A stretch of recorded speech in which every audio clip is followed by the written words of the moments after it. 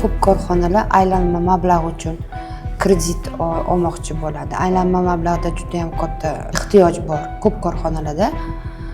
Значит, biz aytsak bo'ladi, uverini aylanma mablag' kerakmi? Значит, ERP'ni o'rnatib ko'ringlar. Qancha skrytый nimalar bor?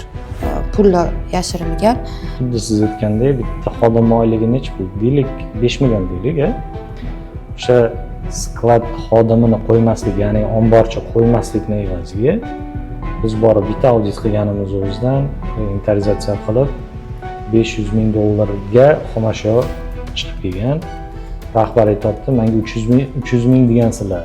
200 ming qayerdan chiqib keldi desa, "Yo'q, bu 200 ming ishlatilmaydiganda, o'sha tutibdi, o'shanga ko'rsatmaganmiz buni" deyishdi. Yo'q, ishlatilmaydigan narsa yo'q. Ishlatilmayaptimi? Bu pulni muzlatmang, olib chiqib soting. Yoki ishlating. Masalan, har aytganingiz, ya'ni aylanma mablag'ini muzlashi o'zi asosan xomashyodir. Korxona rahbarlari ERP joriy qilishni xohlashadi, lekin xodimlar xohlashmaydi. Endi xodimlar xohlashmaydi, lekin korxonaning rahbari xodimga bog'lanib qolgan. Masalan, yaxshi skladchi yoki yaxshi master yoki yaxshi buxgalter ular bilan ishlab, yoki yaxshi GM